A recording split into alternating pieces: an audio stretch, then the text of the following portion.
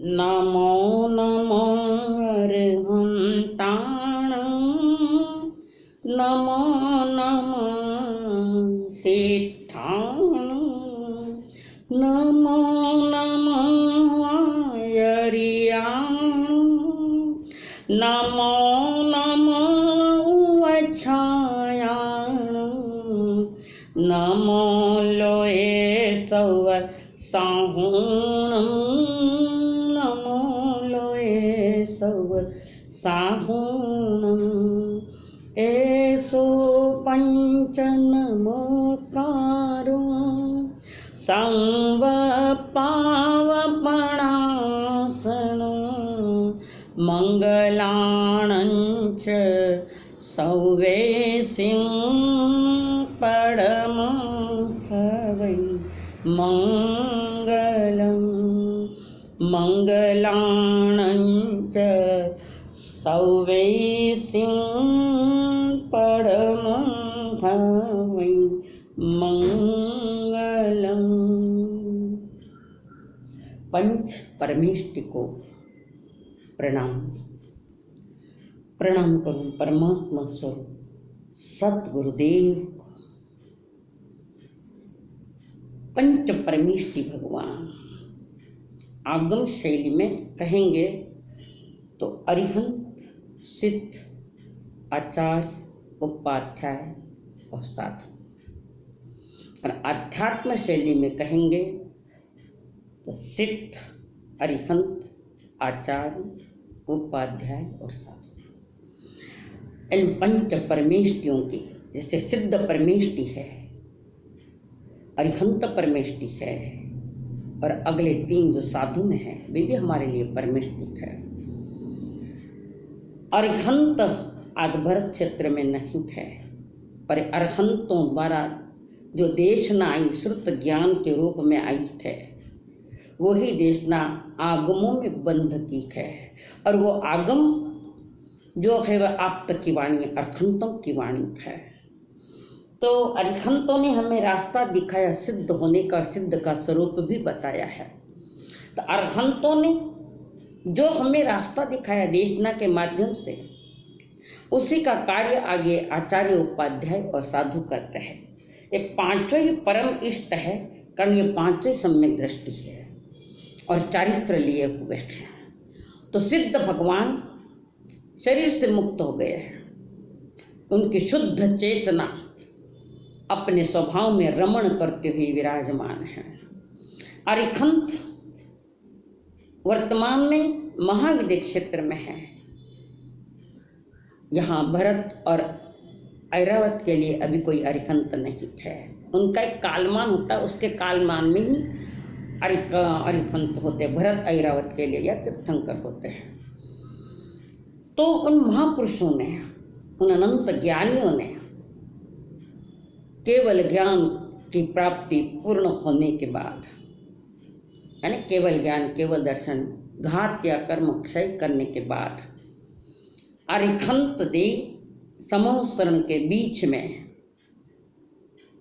करुणा भरे हृदय से सारे जगत को, सारे संसार को संदेश दे रखे, परमानंद पाने का संदेश। तो ऐसे अरिहंत भगवान की देशना में निकली हुई एक कर्म की धारा है।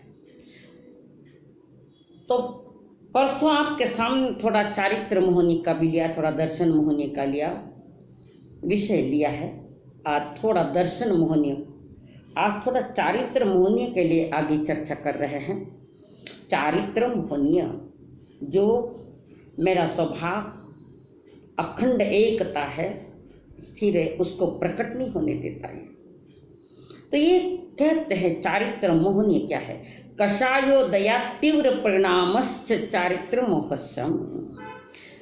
तो जितने कषाय तीव्र है उतने चारित्र के परिणाम, कषाय चारित्र के परिणाम भी तीव्र है। तो अक्सर हम साधु संत स्वाध्यायी कहते हैं जैसा कर्म वैसा फल। ये सामान्य बात है, सामान्य घटना है। हो सकता है वे किसी के लिए हम अच्छा करते हैं, कभी रिटर्न अच्छा हो जाता है उनके लिए, तो कभी प्रेम पूर्ण बर्ताव करने पर सामने से कभी घृणास्पद व्यवहार भी आ सकता है। इसका कारण हमने जो कर्म किया है वो किसी स्थिति में, किस परिस्थिति में, किस द्रव्य, क्षेत्र, काल और भाव के अनुसार इसका चिंतन करना पड़ेगा। किसी के लिए हम अच्छा बर्ताव करें पर सामने वाला करेगा, ये नियम तो नहीं है अच्छा बर्ताव, ऐसा कोई नहीं। या हम किसी के लिए गलत व्यवहार करें तो हो सकता है सामने वाला हमारे लिए अच्छा व्यवहार करे। ये दो प्रकार के हैं। जैसे एक बालू रेत पर गेंद फेंकी तो धंसकर रह जाएगी, और वही कीचड़ में फेंके वो गेंद तो हमारे ऊपर कीचड़ की छिंटे धंसकर रह जाएगी, हमारे ऊपर वो आएगी। हमने किसी के साथ कैसा व्यवहार किया है, किसी के प्रति कैसी भाषा का यूज किया, कैसा व्यवहार रखा है, इसका ध्यान हमको रखना है। मेरे कर्मों की जवाबदारी मेरी है, सामने वाले की नहीं, और सामने वाले की जवाबदारी सामने वाले की हमारी नहीं है। तो हमने किसी के साथ या सामने वाले के राग द्वेष भी हमारे किए गए कर्मों से प्रभावित होकर के सामने वाले का राग द्वेष भी हमारे किए कर्मों से प्रभावित होता है। जैसे हमने किसी के सामने वाले के साथ हमने राग द्वेष युक्त व्यवहार किया है तो हो सकता है वो भी राग द्वेष करे। उसके राग द्वेष होने में मैं स्वयं निमित्त हूँ। अनिमित्त को भी वितराग मार्ग में छूटता नहीं कर। हम किसी के लिए अगर निमित्त बने हैं कषाय को लेकर, क्रोध, मान, माया, लोभ, अगर हम निमित्त पड़ रहे हैं तो सामने वाला जैसा भटकेगा तो निमित्त वाला भी उसके साथ भटकेगा। उपादान और निमित्त की जोड़ी है। तो ज्ञानी जन कहते हैं अच्छा फल पाने के लिए योगः कर्म सकुशलम, कर्म कुशलता बनाए रखना चाहिए। मन है, वचन है, काया है। कभी कभी अच्छा करने की सोचते हैं पर नहीं हो पाता, कभी कभी दूसरों का बुरा सोचते हैं, दूसरों का बुरा सोचते फिर भी नहीं हो पाता है। कभी अच्छा सोचते हैं, कभी बुरा सोचते हैं। ये जो हमारी जो सोच है, सोच के ऊपर सामने वाले का जो व्यवहार होता है, अगर सामने वाले से जो प्रतिक्रिया आई है तो इसकी हमने उसकी रिएक्शन नहीं देवे तो मेरा कुछ नहीं बिगड़ा है। या संसार में जो बिगड़ रहा है हम फौरन रिएक्शन देते हैं, अच्छी हो चाहे बुरी हो। तो अच्छी बुरी जान समझता नहीं है, अपने ओर से रिएक्शन दिया तो ज्ञानी कहता है ये चारित्र मोह कर्म बंधना ही बंधना है। तो कहते हमारे भीतर द्वेष या घृणा के जो भाव है वे हमारे अनचाहे हमारे संस्कारवश आ जाते हैं। जिस प्रकार नीम तो कड़वी है लेकिन ध्यान रखना उसका बीज भी कड़वा है। कड़वे बीज है तो फल भी कड़वे आएंगे। ऐसे हमारे अंदर जो अशुभ परिणाम है वे तो अशुभ ही है, पर इन परिणामों का बीज भी अशुभ है। जैसा बीज है वैसा उसका फल होगा। बीज अगर अच्छा है तो फल अच्छा है, बीज सड़ा है तो फल भी सड़ा हुआ आएगा। तो ज्ञानी जन कहते सामने वाले जो प्रतिक्रिया हमारे लिए दे रखे हैं उस प्रतिक्रिया में मुझे उसकी प्रतिक्रिया देना या नहीं देना है, ये सोच सामने वाले की होना चाहिए। सामने वाले का अभी तो बात पूरी भी नहीं, उसके पहले हम रिएक्शन दे के बैठते। ज्ञानी जन कहते हैं सारा संसार मोहनीय कर्म से बड़ा प्रभावित है, बहुत प्रभावित है। और ये मोहनीय कर्म को ज्ञानियों ने शराब की उपमा दी है। जैसे शराबी दारू पीकर उसे पता नहीं मैं क्या कर रहा हूँ, किधर जा रहा हूँ, क्या बक रहा हूँ, क्या बोल रहा हूँ, कहाँ गिर रहा हूँ, किधर धड़क पड़ रहा हूँ। उसी प्रकार ये मोहनीय कर्म भी हमें सत्य का अनुसंधान नहीं करने देते। ये भी व्यवहार का कथन है। मूल भूल तो मुझ में ही है, पर वो निमित्त बनकर जो कर्म आए हैं तो उनको भी हम निमित्त के हिसाब से कह सकते हैं।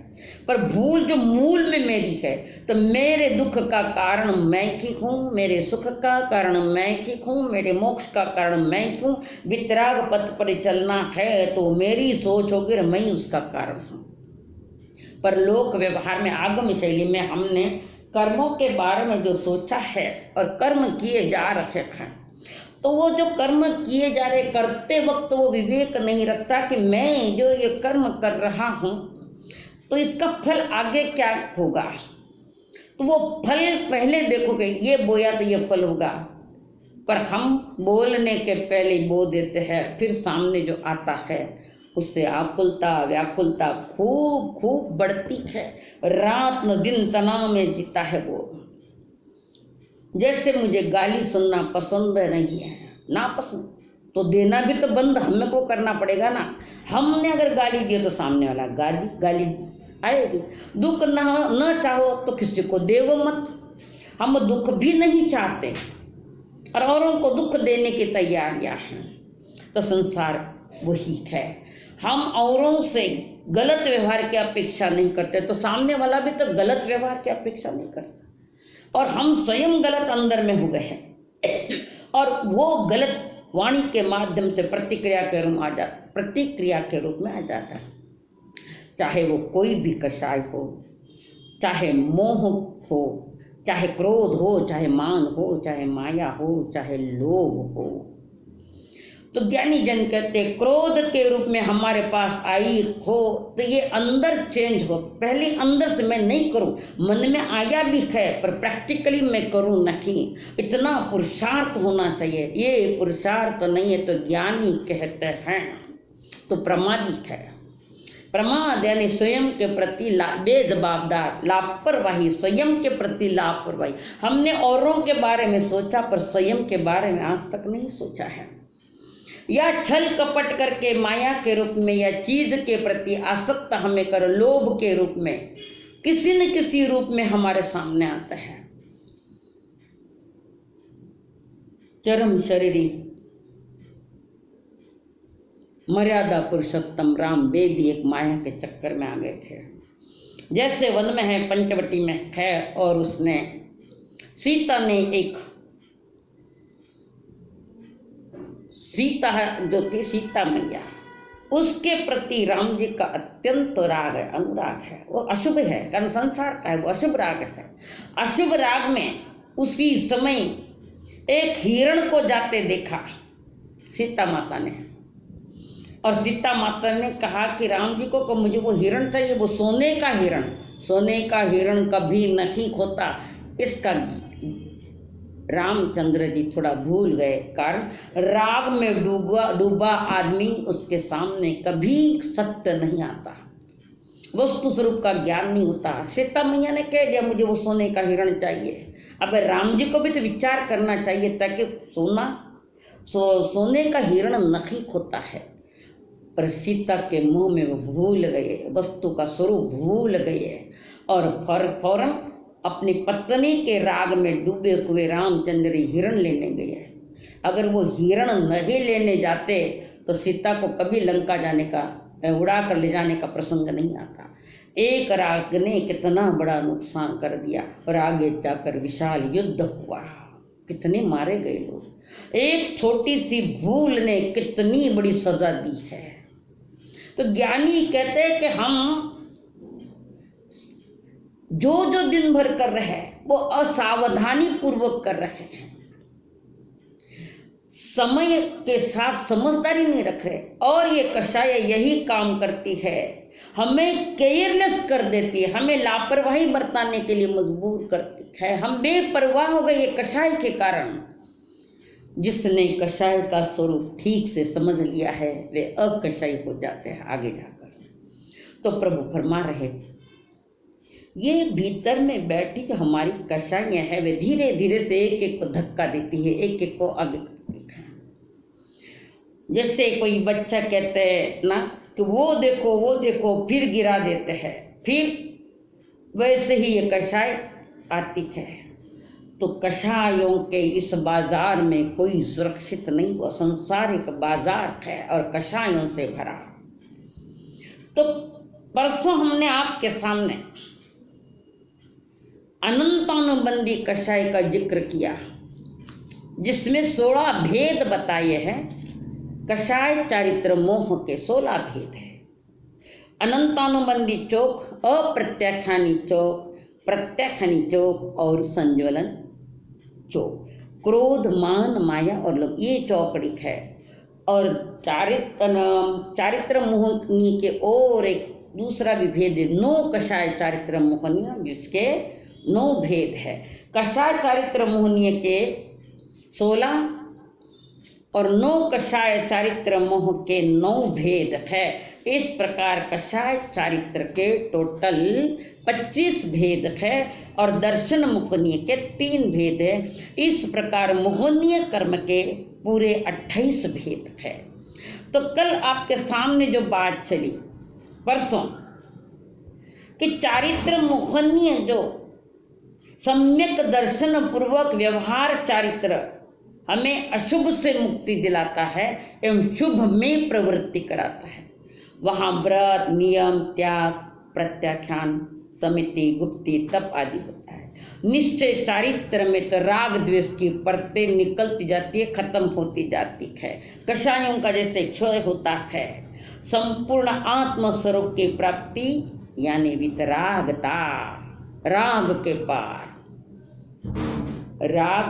राग से विराग और विराग से वितराग। ये वितराग दशा जो है वो 12वें गुण स्थान में है।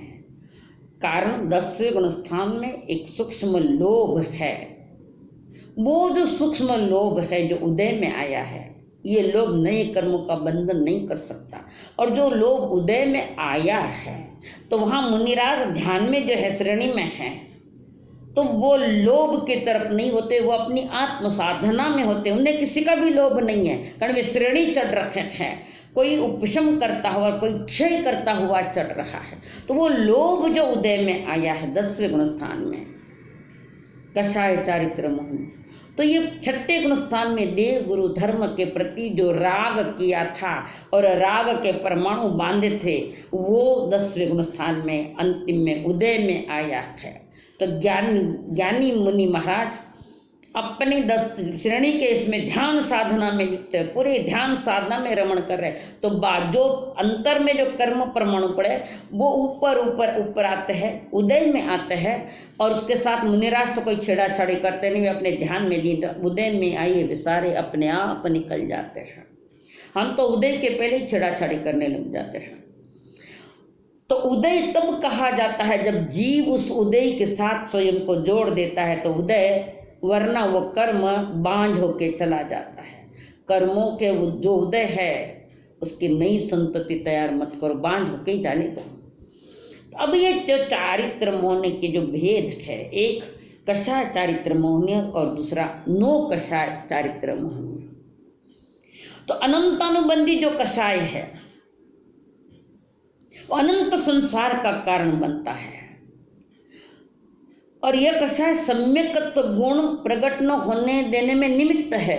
जीवन पर्यंत बना रहे सोए हुए सांप की भांति और निमित्त पाकर ये कषाय प्रकट होती है। भयानक कषाय थी चंड कौशिक को, भयानक क्रोध, और वो क्रोध में बेभान हो गया तो सामने कौन है ये उसके ज्ञान में, तिरंज के पास भी सन्नी पड़ा उनके ज्ञान में आता है। वो उपयोग कर क्रोध में फनफना रहा आदमी, मैं क्या बोल रहा हूँ, मैं क्या कर रहा हूँ, मुझे क्या करना नहीं चाहिए, इसका भान नहीं। कारण क्रोध का जो पागलपन है वो मन को बड़ा प्रभावित कर देता है। तो जो हमारा जो दूसरा है चारित्र मोहनी में अनंतानुबंधी, ये क्या है, इसका क्रोध परत में पड़ी दरार के समान, इस दरार का मिटना बड़ा कठिन है। ये कई जन्मों तक हमारा साथ चल सकता। अनादि से वैसे कषाय को लेकर ही आयक है अनंतानुबंधी कषाय में। तो वहाँ कठोर वचन है, कठोर व्यवहार है। रात दिन कषाय में डूबा हुआ आदमी किसी के साथ वैर विरोध है तो वो क्षमा याचना नहीं करेगा, जन्म बिगाड़ रहा है। ज्ञानी कहते हैं क्रोध तुम्हें अत्यंत तीव्र क्रोध नरक की यात्रा कराएगा। तो ये मान जो दूसरी अनंतानुबंधी की जो प्रकृति है वो है पत्थर के थंबे समान, जिसे झुकाने से झुकता तो नहीं है पर टूट जाता है। मानी कभी झुकने का विषय नहीं रखता, वो अपने आप को सब कुछ समझता है कि मैं ही सब कुछ हूँ। यही तो अज्ञान है। ज्ञानी कहते ये क्रोध मान माया लोग तुम्हारे संसार का कारण बन रहा है, और हमने वो जन्म पाया है जहाँ इन सबको हटाने का पुरुषार्थ करके परमानंद को पा सकते हैं। ये बड़ी भूल हो रही है। माया है बांस के मूल की गांठ के समान, जो कितने भी उपाय करने पर सरल नहीं हो पाती, जिंदगी भर कपटाचार करता है। और वर्तमान का मानव अधिक ज्यादा कपटाचारी हो गया है, अधिक ज्यादा छल कपट करने के धंधे में छल कपट, परिवार में छल कपट, संबंधों में छल कपट, और उसके साथ साथ समाज में छल कपट, साधु संतों के साथ छल कपट। तो उसका क्या होना है आगे? आज वर्तमान में सारा संसार छल कपट में जी रहा है। कारण वो सिर्फ धन की सोचता है, धर्म की नहीं सोचता। और जो धन बढ़ाना है, धड़ बढ़ाना है, तो फिर ऐसे कपटाचार के छल कपट, या तो माप में कमी देना या असली बताना देना, दूसरा अलग अलग प्रकार के कार्य करता है। और लोभ जो है किरमची रंग के समान, वस्त्र को लग जाने पर कपड़ा फट जाता है, परंतु वो रंग नहीं उतरता। इसकी स्थिति जाव जीव की है। अनंतानुबंधी चौकड़ी की स्थिति जाव जीव की है। मर जाऊं पर जल्दी निकालू नहीं, ये दुरान दुर्भवी जीव है। भवी हो तो भव्यत्व गुण है तो काफी लंबा समय लेगा। जो अभवी है, जिस आत्मा में अभव्यत्व गुण है, यानी जिसका कोई फ्यूचर नहीं, कोई भविष्य नहीं है, अनादि अनंत वो संसार में भटकता रहेगा, वो है अभवी। और भवी वो है जो जिसका कोई फ्यूचर है, कोई भविष्य है, वितराग मार्ग का उज्जवल भविष्य जिसको मिलना है, वो है भवी। अभी भवी में भी पुनः दो प्रकार आ गए, एक दुर्भवी और एक भवी। अब दुर्भवी वो है जिसके आत्मा में भव्यत्व गुण है, मोक्ष जाने की योग्यता है, साधन भी मिल रखे हैं, परंतु देव गुरु धर्म का कभी सहयोग नहीं मिलेगा 3 काल में। जैसे मेरू पर्वत के नीचे की जो मट्टी है घड़ा बनने योग्य है, पर कुंभकार का निमित्त नहीं मिलेगा। ऐसे कोई दुर्भवी जो मोक्ष जाने की योग्यता है, फ्यूचर ऊंचा बना सकता है, पर 3 काल में भी देव गुरु धर्म का योग नहीं मिलेगा। अपने सौभाग्य की थोड़ी सराहना करो कि मैं कहाँ हूँ। ऊंचे स्थान पर रहकर भी अगर मैं गलत जीवन जीऊं तो ऊंचा स्थान मिलने के भी क्या हो गया? लॉटरी तो लग गई है, पर जो नंबर तुम्हारा आना था वो आ तो गया, पर जो टिकट अंदर रख दिया, जो लाखों रुपए उसको लेने के लिए नहीं गया, तो तुम्हारा लॉटरी लगने का क्या मूल्य है? ऐसे मनुष्य जन्म की लॉटरी लगने के बाद, देव गुरु के साथ सानिध्य में रहने के बाद भी हमारे कसाई मंद न ठीक हुए, तो ज्ञानी जन कहते हैं देव गुरु धर्म भी क्या करेंगे। और याद रखना, ये मनुष्य जन्म एक ऐसा जन्म है सारे कसाई से मुक्त हो सकते हैं। किसी ने कहा है नाव कहाँ पर डूबी इसका मुझे कोई गम नहीं था। नाव कहाँ पर डूबी इसका कोई गम न था, पर वो जहाँ पर डूबी वहाँ पानी बहुत कम था। किनारे पर आकर फाइनल मैच में आकर हार गए हम लोग। ज्ञानी बार बार समझा रहे हैं कषायों को मंद करो, तो अनंतानुबंधी जो कषाय है वो जाव जी कर, वो जाने वाला जो आयुष्य पूरा करके नरक की ओर जाता है।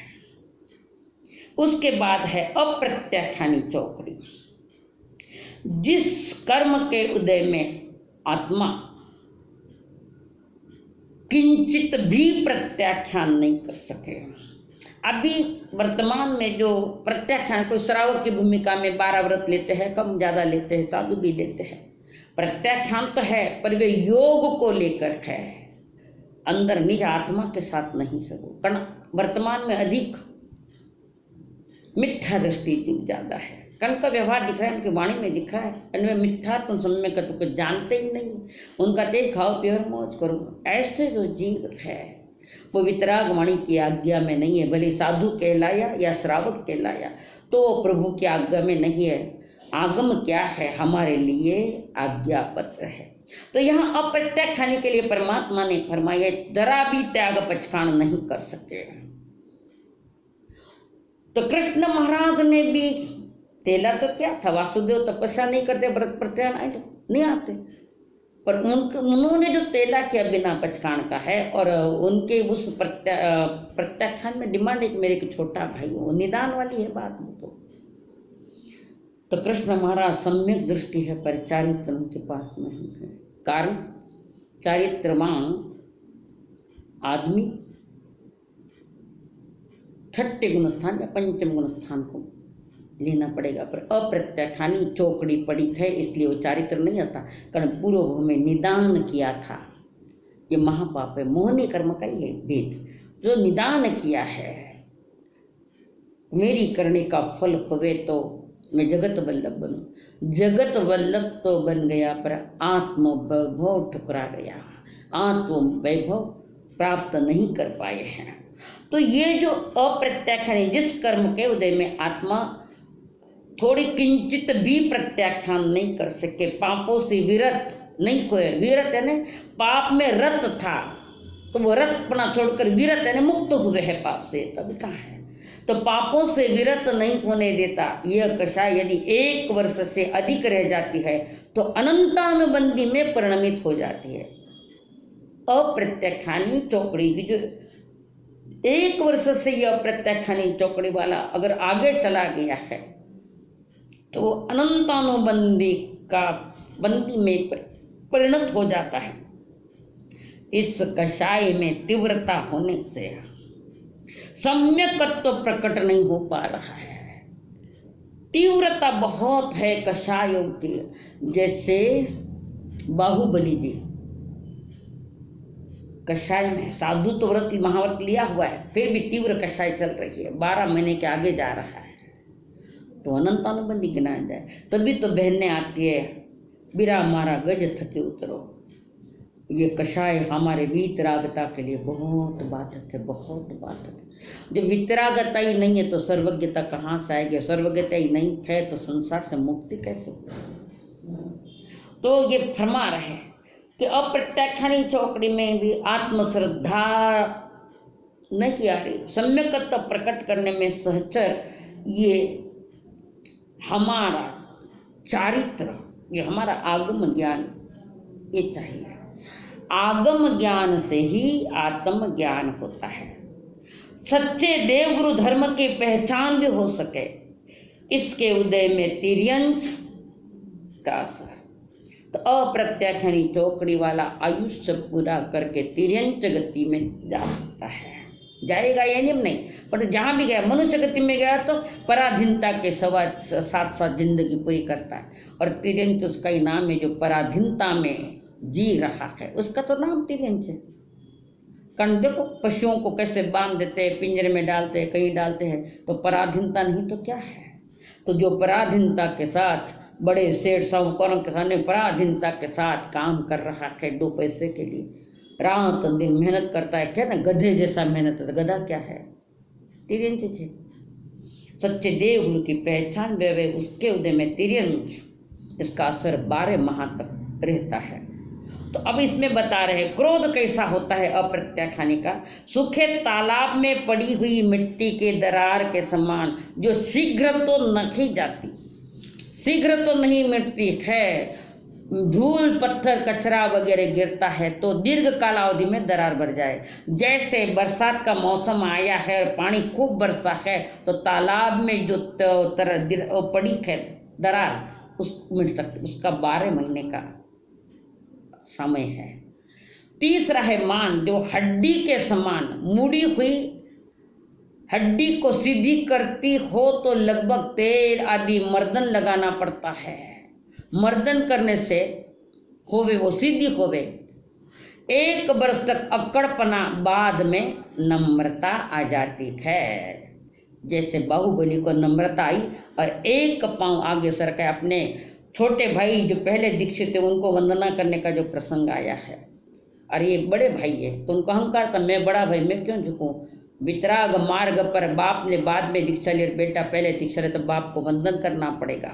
हाँ, ये उस बेटे का विवेक है भाई, जन्मदाता महान उपकारी, वंदना कराना का नहीं कराना ये उसका विषय है। पर कई ऐसे भी है कि बाप ने बाद में दीक्षा ली, बूढ़ा है तो उनसे वंदना लेते हैं, बहुत गलत। हमारे यहाँ माता पिता को भी तो तीर्थ कहा गया है।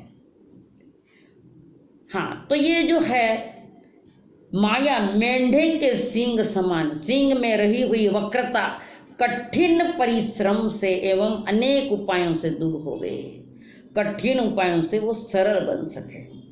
और लोभ कीचड़ के समान है, कपड़े पर लगा कीचड़ का दाग कठिनाई से मिटे।